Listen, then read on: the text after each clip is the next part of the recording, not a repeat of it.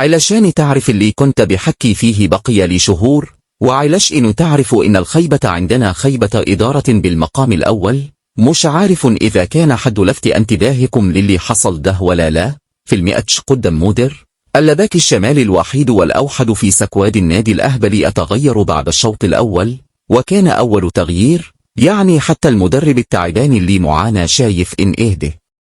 ونزل كريم فؤاد، اللي هو من كريم فؤاد، اللي هو جناح يمين، بيعامل مجازا باك يمين، ولأنه لاعب محترم وبإمكانيات كبيرة، بيعرف برضو يعمل في إن بالباك الشمال، اللي هو لا مكانه ولا عدلت ولا خلقة ربنا لأي حد بيفهم في ميتين أم الكور يقول إن راجل بيلعب برجله اليمين يبقى باك شمال بالمنظر ده.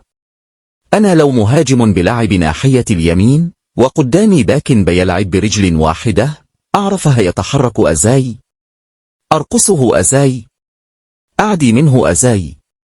لازم يعدل نفسه إزاي علش إن يلعب الكور لأي حد سواء وهو تحت أو سواء وهو فوق، يعني من الآخر كده ينفع يلعب باك شمال في فرق وسط الجدول اللي الخطيب بيستهدف يحط الأهلي وسطها. طيب أنا لو رئيس نادي محترم وعندي الخرم ده في المركز ده، ما طلعش كريم الدبيس أهو موجود خيار لحد ما نشوف والصح إن أجيب 2 باك شمال على أعلى مستوى ما لقيتش في الدوري، أجيب أحسن واحد وأجري على منتخب فلسطين أشوف الباك الشمال بتاعه أجيبه بأي ثمن. ده لو أنا يعني في دماغي النادي، وإن النادي يبقى كامل ويفوز بالبطولات، إنما أساسا المهاجم الأساسي بيمشي ما بجيبلوش بديل. مركز 6 ألي عندي بيش يعمل عملية ألا أعلمها يرجع من بعدها مستواه عامل أزي. عادي يا عم، خلي كل اللي عندي في وسط الملعب تمنيات 6 إيه وبتاع إيه، إحنا بتوع الكلام ده. بينما الزمالك عنده 9 في وسط الملعب، عنده 2 6 رايح يتخانق علشان يجيب الثالث.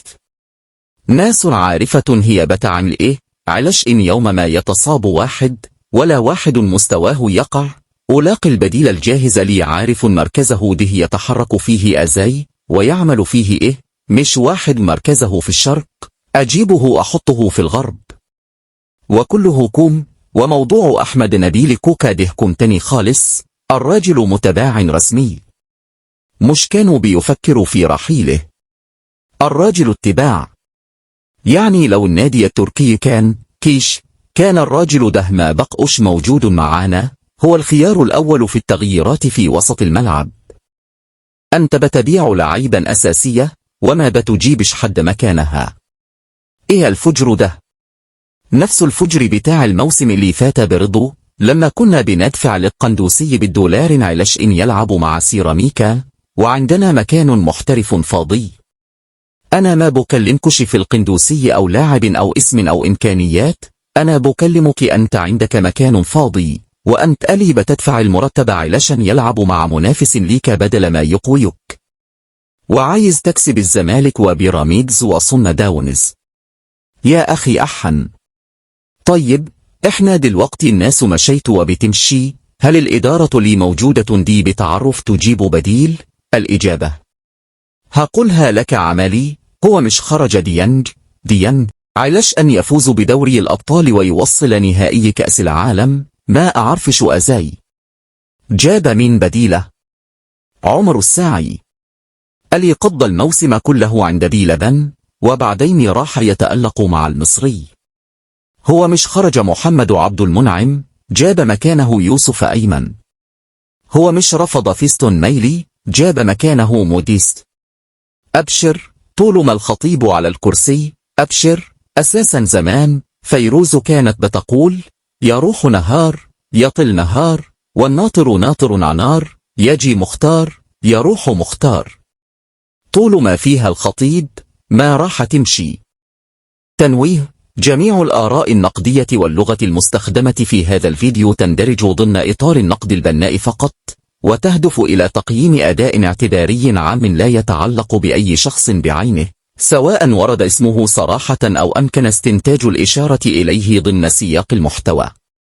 يؤكد صانع المحتوى وإدارة القناة احترامهما الكامل لجميع الأفراد، ويؤكدان أن النقد الموجه يختص بالأداء الرياضي فحسب، لما له من تأثير على الحالة المزاجية لجماهير الفرق الرياضية.